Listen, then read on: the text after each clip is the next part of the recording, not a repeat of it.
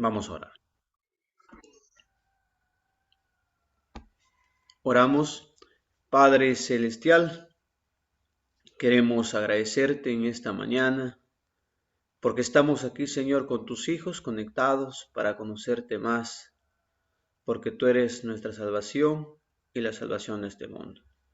Bendice, Señor, a cada familia presente, bendice su vida espiritual. Permite, oh Dios, reconocer si es que te fallamos, cometemos pecado, perdónanos y acercarnos a ti, Señor, para que tu gracia abunde en nuestras vidas. Y desde ese mismo punto de vista en que tú, Señor, nos salvas, nos perdonas, aprendamos a ayudar a que otros se acerquen a ti y no, oh Dios, podamos juzgar o condenar, sino dar la fortaleza que tú siempre das al caído. Bendice tu palabra en esta mañana. Oramos en el nombre de Jesús. Amén. Amén. Bien, mis hermanos, en primer lugar quisiera pedir hermanos disculpas porque el día martes no puedo estar con ustedes. Motivos, mis hermanos, concerniente al internet. Pero estamos aquí, mis hermanos, nuevamente para seguir aprendiendo más acerca del Apocalipsis y la Biblia en general. Conmigo, mis hermanos, nos quedamos en el estudio del Evangelio, digamos, de las buenas nuevas del Evangelio de Apocalipsis, donde mencionaba, mis hermanos, que el Evangelio es eterno. ¿Y por qué el Evangelio es eterno? Porque es el mismo Jesucristo y Él es eterno. Y todo aquel que acepte este Evangelio eterno vivirá también eternamente, aunque tenga que ir al descanso o al sueño, como dice Jesús en Juan 11, ¿verdad? Cuando Lázaro había muerto, dijo, Lázaro está durmiendo. Entonces, mis hermanos, a partir de eso, nosotros queremos entender en esta mañana que ese Evangelio eterno nos muestra al único Salvador que es Jesucristo. Y cuando hablamos, mis hermanos, del único Salvador, vamos a entender algunos aspectos. Porque muchas personas, mis hermanos, sinceras, creemos que hay que esforzarnos, hay que guardar esto, hay que dejar lo otro para ser salvos. Lo que nosotros necesitamos entender quién es el que nos salva, quién es el que nos transforma y quién es el que hace los cambios en nuestra vida. Cuando vamos al libro de Apocalipsis capítulo 1, versículo 5, menciona lo siguiente. Y de Jesucristo, testigo fiel, el primogénito de los muertos y el soberano de los reyes de la tierra, al que nos amó y nos salvó, y nos lavó de nuestros pecados con su sangre. En primer lugar hay una frase que dice, miramos, los primogénitos de los muertos, ¿verdad? Ahí, mis hermanos, vamos a entender nosotros que Jesús, digamos, es el que venció la muerte. Siempre el primogénito es el primero, ¿verdad? Y no es que Jesús haya sido el primero que ha resucitado. Digamos, es el primero que resucitó, pero resucitó, digamos, para vivir por la eternidad. Porque si ustedes, digamos, analizamos y nos damos cuenta, digamos, Jesús murió en la cruz y venció esto. Y gracias a que Él venció la muerte, nos otorga a nosotros, digamos, la salvación o el ser limpiado de nuestros pecados por su sangre que derramó en la cruz del Calvario. Entonces, es interesante que entendamos nosotros que lo que Jesús padeció en la cruz del Calvario por nosotros es fundamental para que nosotros seamos salvos. Entonces, si nosotros entendemos que somos salvos gracias al sacrificio de Cristo en la cruz del Calvario y que es su sangre expiatoria que nosotros aceptamos como el requisito para ser perdonados y ser salvos. Es por eso que cuando Jesús hizo la Santa Cena, ahí con sus discípulos, cuando coge el vino, en representación, digamos, a su sangre, dice, haced esto cuantas veces lo desee. Si hay necesidad de que nosotros tengamos que hacer un compromiso con nuestro Dios, renovar nuestro pacto, es necesario hacerlo. Es por eso que la iglesia practica esto, en la manera que nosotros nos reconciliamos unos a otros y con nuestro Dios. De una manera simbólica, entendiendo que solamente la sangre de Cristo es el cual nos purifica. Y es por eso, mis hermanos, que nosotros hemos entendido que antiguamente, desde Adán, había un simbolismo de la muerte de Cristo. Y ese simbolismo era los sacrificios de corderos que se hacían. Y esa sangre era rociada, digamos, ahí en las túnicas del lugar santo. Era rociado, digamos, en cada departamento, en cada aspecto en el cual tenía que ir el procedimiento que había en el santuario, para que al final, mis hermanos, de cada año pueda ser purificado todo el templo, todo el pueblo en general, de una manera simbólica, en la cual nos enseñaba que en el tiempo futuro, para ese entonces, vendría el verdadero sacrificio que era Cristo. Y eso me lleva a entender, hermanos, que todos los que vivieron en el Antiguo Testamento, ellos fueron salvos, fueron limpiados, fueron perdonados por Cristo a través de un simbolismo. El ser humano hacía un sacrificio, pero no pensaba que ese sacrificio limpiaba sus pecados, sino que sería el verdadero sacrificio que vendría en el futuro, el cual limpiaría sus pecados. Pero cuando Cristo vino, mis hermanos, dice Pablo en el libro de Hebreos, capítulo 10, versículo 4, menciona, mis hermanos, lo siguiente: porque la sangre de toros y de machos cabríos no pueden quitar el pecado. Es decir, una vez que Cristo vino, ya no hay simbolismo. Nosotros por fe aceptamos al verdadero sacrificio que es Cristo. La única diferencia es que ya no sacrificamos como los que sacrificaban en el Antiguo Testamento, porque para ellos estaban esperando al Cordero, para ellos estaban esperando al Mesías, porque ellos estaban esperando al verdadero sacrificio por sus pecados. Pero nosotros ya no esperamos, mis hermanos. Nosotros ya hemos recibido ese sacrificio porque hace 2000 años Cristo murió en la cruz del Calvario por salvar los pecados de toda la humanidad. Pero sin embargo, mis hermanos, ahora hay, digamos, personas como son los judíos que sacrifican todavía corderos. Dentro de, digamos, de la vida cristiana a nivel de muchos países están también los israelitas, el pueblo, digamos, de los israelitas que todavía sacrifican ellos. Es porque todavía, mis hermanos, no han llegado a entender completamente el mensaje. Pero Dios un día, a través de su Espíritu Santo, hará entender el mensaje para ellos y la salvación para ellos. Porque lo que Cristo hizo en la cruz del Calvario es por toda la humanidad. Por toda la humanidad. Y es por eso que nosotros, analizando en el libro de Juan, vamos a ir ahí a primera de Juan, capítulo 2, y primera de Juan, capítulo 2, versículo 2.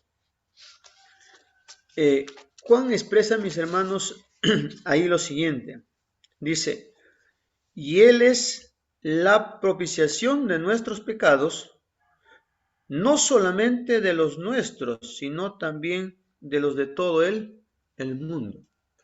Juan, hermanos, confirma que Cristo es el sacrificio no solamente de nosotros, dice, refiriéndose, digamos, a los cristianos en ese entonces, a las amistades en ese entonces, o a los que estaban reunidos ahí, a los creyentes, sino dice de todo el mundo.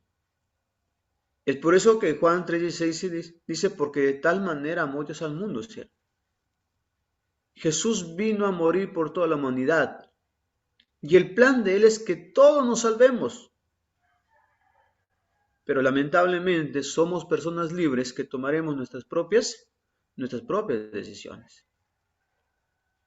Pero sin embargo, las puertas de la salvación, La sangre purificadora de Cristo puede limpiar todo pecado de cualquier persona de este mundo. Y es por eso, mis hermanos, que en el cielo habrá muchas sorpresas. Muchas personas que de repente nosotros, por la vida que llevaban, pensábamos que se iban a perder, pero la gracia de Cristo los alcanzó y aceptaron el mensaje, y Cristo transformó sus vidas, ellos serán salvos. Es por eso, hermanos, que cuando Cristo vino, Él estuvo con las personas más rechazadas de la sociedad, porque la salvación también era para ellos. Nosotros como adventistas necesitamos entender, mis hermanos, que la salvación no solamente es para el pueblo adventista, o no solamente está dentro de la iglesia. Jesús dijo, tengo ovejas en otros rediles. Eso me enseña, hermanos, que la salvación también está en otros lugares, porque hay personas sinceras que desconocen la verdad por completo, pero de acuerdo a su conocimiento, sirven a Dios donde ellos están. Y un día el Espíritu Santo tocará sus vidas y les hará unirse al pueblo de Dios. Es por eso, mis hermanos, nosotros necesitamos entablar conversación con todo tipo de nuestros hermanos. Si nos visita alguien de otra dimensión religiosa, necesitamos aceptarle y conversar con ellos como nuestros hermanos, viéndolo con ojos de salvación de que ellos también pertenecen al reino de los cielos. Muchos de mis hermanos fueron instruidos desde muy pequeños así. Tengo un amigo que es Reforma. Él ha nacido en la iglesia. Y cuando conversamos con él, dice, yo me acostumbré a que. Pero es necesario que entiendas cuál es el plan de Dios para tu vida. Dios te ama. Y Dios, mis hermanos, va a permitir hacernos entender esto, que solamente Cristo es el cual nos salva. ¿Y por qué digo esto, mis hermanos? Porque conversando con él, me decía, él tenía 19 años y no podía bautizarse. ¿Por qué, mis hermanos? Porque tienen reglas estrictas, que tienes que dejar ciertas cosas para que tú puedas ser parte de su iglesia. Y recordé, mis hermanos, que cuando Jesús llamó a sus discípulos, los llamó tal como ellos eran, y Él permitió que ellos sean transformados en el momento indicado. ¿Qué quiere decir, mis hermanos? Que nosotros necesitamos ir al Señor con toda la carga de pecado que tenemos y pedirle que Él, mis hermanos, transforme nuestra vida a medida de la relación que tengamos con Él. Y es por eso que el mismo Juan, en 1 Juan 1:7, dice lo siguiente, pero si andamos en luz como Él está en la luz, tendremos comunión los unos con los otros, y la sangre de Jesucristo, su Hijo, nos limpia de todo pecado. Entonces, yo necesito ir a Jesucristo para que su sangre pueda limpiarnos. Pero necesitamos, hermanos, tener comunión los unos con nosotros. A veces, mis hermanos, hay diferencias entre nosotros. A veces criticamos cómo la persona anda, cómo la persona viste, cómo la persona se alimenta, cómo la persona vive. El objetivo, mis hermanos, no es ser críticos. El objetivo es educar, instruir a la iglesia y a nuestros hermanos sin tener que ofenderlos, pero decirles las cosas como deben de ser. ¿Me entienden lo que quiero decirles? Lo que Cristo hacía, mis hermanos. Lo que Cristo hacía. Por eso dice el texto claramente, si tenemos comunión los unos con los otros. Primero, que mi hermano dice, comunión entre nosotros como hermanos, como iglesia. Con las personas que nos rodean, con las personas que no son creyentes, con las personas que no comparten nuestra fe, con las personas que no comparten lo que nosotros creemos. ¿Cómo es nuestra comunión con ellos? Y cuando ellos entiendan que Cristo nos transformó y que Cristo no hace acepción de ningún tipo de personas, recién, mis hermanos, entenderán o conocerán a Jesucristo y permitirán que Jesucristo transforme sus vidas. El objetivo, mis hermanos, es enseñarles o conducir a las personas a la persona de salvación que es Jesucristo.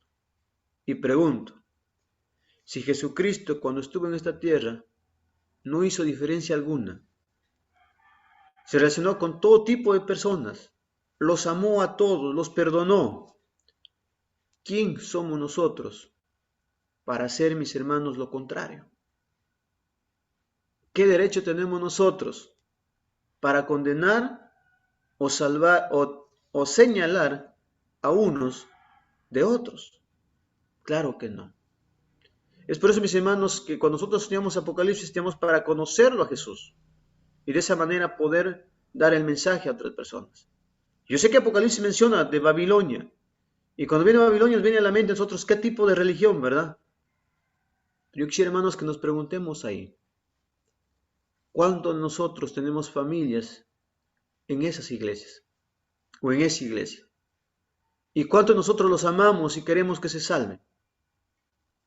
Entonces nuestro objetivo es rescatar a esas personas de ese lugar y solamente lo haremos con el mismo amor que Jesucristo tuvo con nosotros. Y es por eso que es interesante, mis hermanos, que cuando leemos la Biblia encontramos que Jesucristo con su sangre nos purifica. Ahora vamos a leer, mis hermanos, en el libro de Hechos, vamos a la Biblia, Hechos, capítulo 4, versículos 11 y 12.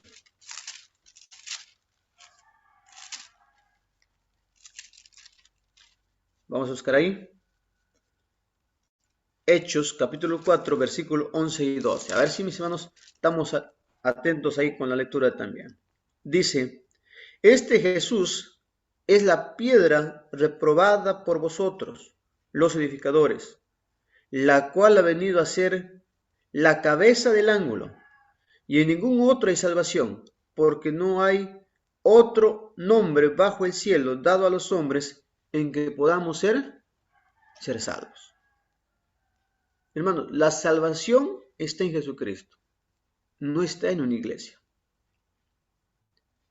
Porque muchos decimos o creemos que en mi iglesia está la salvación, porque mi iglesia tiene la verdad. No, mis hermanos, la salvación es Jesucristo. Por eso Jesús dijo, yo soy el camino, la verdad y la vida. Nadie vendrá al Padre sino por mí. Cada vez, mis hermanos, que tengo un estudio con alguien, cada vez que conversamos con alguien, el propósito debe ser de nosotros presentarlo a Jesucristo. Y cuando ellos conozcan a Jesucristo y se enamoren de Jesucristo, ahora diría lo que dijo Jesús en Juan, si tú me amas, guarda mis mandamientos. Después de conocer al Señor, hermanos, va a venir la obediencia a lo que Él quiere que nosotros hagamos. Y no hagamos que las personas conozcan al Señor obedeciendo ciertas reglas, sino, hermanos, que amen al Señor por lo que Cristo hizo en la cruz del Calvario. Como dice el texto, hermanos, en ningún otro hay salvación. Pero cuando estamos en la salvación, hay muchas cosas que el Señor, con su Espíritu Santo, hará que nosotros hagamos, y lo vamos a hacer con el mayor gozo y alegría en nuestro corazón. Y sin darte cuenta, un día mirarás tu pasado y dejarías tantos hábitos, tantas cosas negativas, que nunca de repente tú como persona pensaste dejarlo, pero que el Señor transformó al perdonarte derramando su sangre en la cruz del Calvario. Es por eso que Apocalipsis capítulo 3, vamos a buscar ahí, Apocalipsis capítulo 3, versículo 7. Apocalipsis 3, 7. Escribe el ángel de la iglesia de Filadelfia, esto dice, el santo y el verdadero, el que tiene la llave de David, el que abre y ninguno cierra, y cierra y ninguno abre. Mis hermanos, el que tiene la llave, el que tiene, mis hermanos, la potestad en salvarnos es Jesucristo. El que tiene la potestad y el poder de resucitarnos es Jesucristo. Y es por eso, mis hermanos, que es necesario que nosotros entendamos que la única forma de ser salvos es aceptando a Jesucristo. Pero escúcheme esto, lo que les quiero decir. También, mis hermanos, ha surgido una fuente en los que creen que somos salvos por la gracia de Jesucristo y que no hay que hacer nada, sino hay que hacer ciertas cosas. Es un extremo también que a veces uno llega, digamos, cuando nos aferramos o miramos de un punto de vista una sola cosa. Jesucristo, hermanos, es nuestra salvación. Pero cuando nosotros, mis hermanos, emprendemos la vida cristiana, Jesucristo nos va a enseñar cómo se debe vivir la vida cristiana. Porque la vida cristiana no es sedentaria. La vida cristiana, hermanos, es una vida activa. Una vida activa. Pero para eso nosotros hay que entender, hermanos, que en el ámbito profético ya estuvo designado cuán cruel sería el sacrificio de Cristo por nuestros pecados. Es por eso que si nosotros, mis hermanos, analizamos lo que es Isaías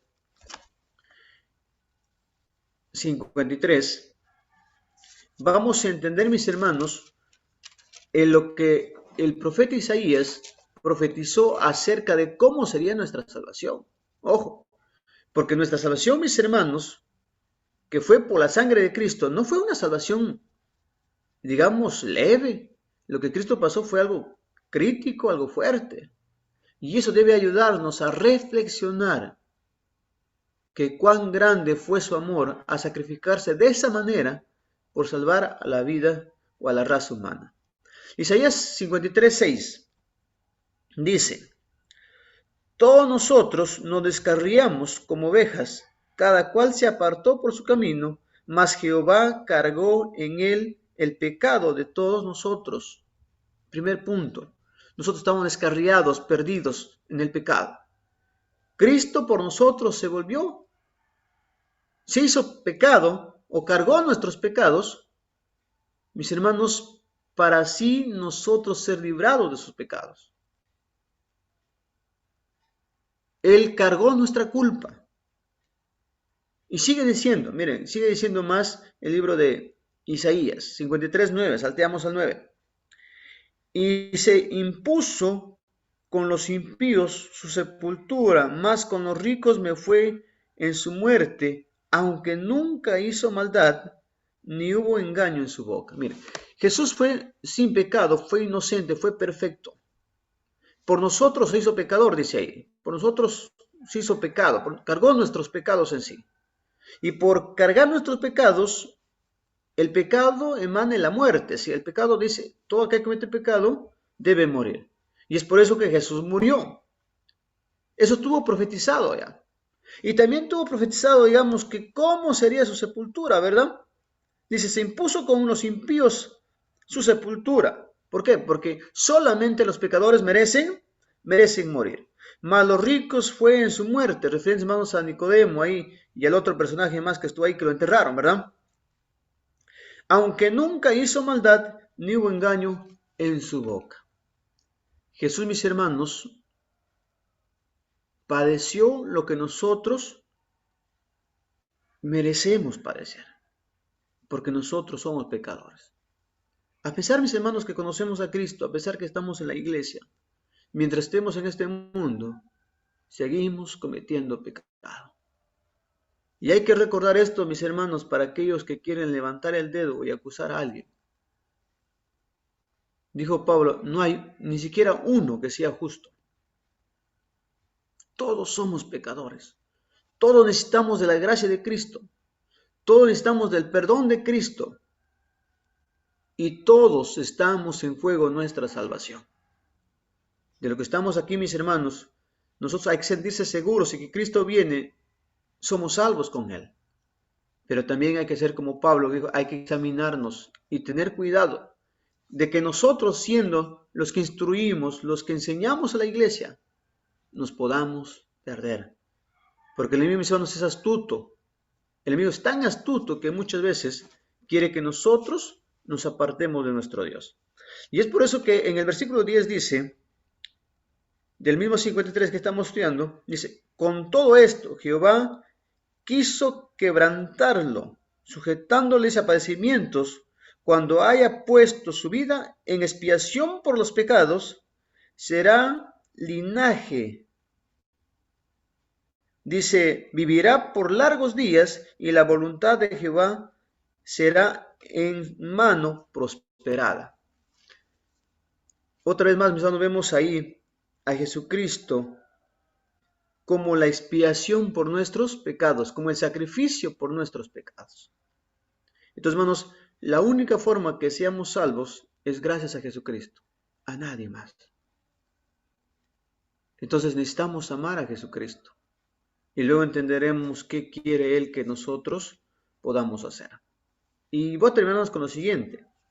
La pregunta es si ya conocemos que Jesucristo es salvación y que Él es el único que puede limpiar, purificar y transformar nuestras vidas, ¿qué debemos hacer?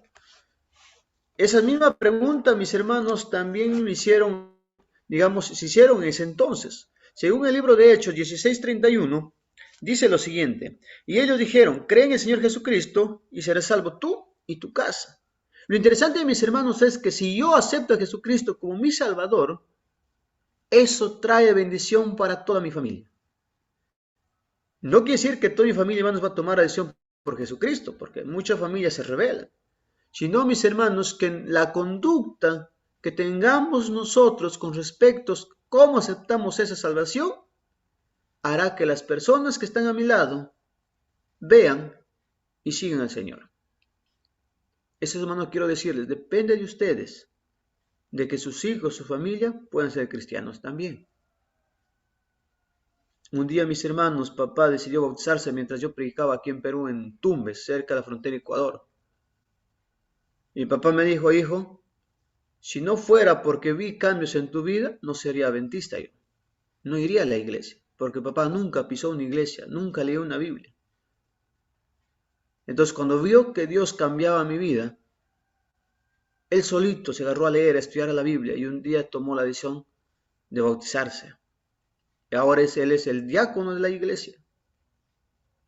Hermanos, y eso marcó siempre mi mente. Si no hubiera visto los cambios que ha habido en tu vida, yo nunca sería adventista. Eso quiere decir, mis hermanos, que si nosotros aceptamos a Jesucristo como nuestro Salvador, tenemos una gran responsabilidad para que los que todavía no aceptan el mensaje, bien acepten a Jesucristo o bien se vuelvan, mis hermanos, en contra de Jesucristo. Porque mucha gente también me ha dicho, hermano, si no fuera por fulano de tal que esté en la iglesia y lleve una vida doble, una vida desordenada, yo fuera adventista. Así que, mis hermanos, el Señor quiere que nosotros seamos esas personas. Por eso dice, hermanos, aquí, cree en el Señor Jesucristo, serás salvo tú y tu casa. Y yo quiero, hermanos, cerrar también con este último texto. Juan, primera de Juan, mis hermanos, vamos a leer ahí, con esto cerramos. 1:9. Si confesamos nuestros pecados, Él es fiel y justo para perdonarnos nuestros pecados y limpiarnos de toda maldad. Hermanos, cada día necesitamos arrodillarnos y clamar para que Dios nos perdone, porque cada día cometemos errores. No hay nadie, mis hermanos, ni predicadores, ni ancianos, ni pastores, que no cometa errores. Cometemos errores. La que necesitamos es permitir que el Señor cada día nos purifique, arrodillarnos, clamar a Él. Porque cuando Él, mis hermanos, venga y nos lleve, ahí tendremos un cuerpo sin pecado. Hasta mientras eso no suceda, necesitamos nosotros afianzarnos, agarrarnos de la gracia de Cristo para que Él purifique nuestras vidas cada día. Vamos a orar, vamos a orar. Padre Celestial, reconocemos y aceptamos, Señor, que tú eres el único que puede salvarnos.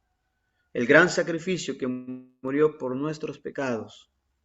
Y gracias a ello, Señor, por fe aceptamos que somos salvos y que pertenecemos a la patria celestial. Pero ayúdanos, Señor, a poder ayudar a otros también que te conozcan y se salven. Y que juntos, Señor, como hermanos, como familia, con la sociedad, podamos acercarnos a tu gracia y alcanzar tu salvación. Bendice a mis hermanos nombre por nombre. Ayúdanos, Señor, a entender que cuando estudiamos la Biblia, especialmente cuando estudiamos Apocalipsis y encontramos que otro pueblo que te rechaza, que tiene, Señor, principios guiados por el enemigo, pero hay mucha gente sincera ahí que necesitamos darles el mensaje para que puedan conocerte. A veces, Señor, tenemos familia Es por eso, Dios, que no necesitamos condenar a nadie, porque nosotros somos jueces de nadie. Nosotros estamos en juicio, estamos siendo juzgados. Y necesitamos, Señor, que tú puedas presentarnos ante tu Padre sin pecado, gracias a tu sacrificio. Bendice a este pueblo maravilloso, Dios, que cada mañana se reúne para conocerte y rendirte. Oramos en el nombre de Jesús. Amén. Amén. Que el Señor los bendiga, mis hermanos, en este día.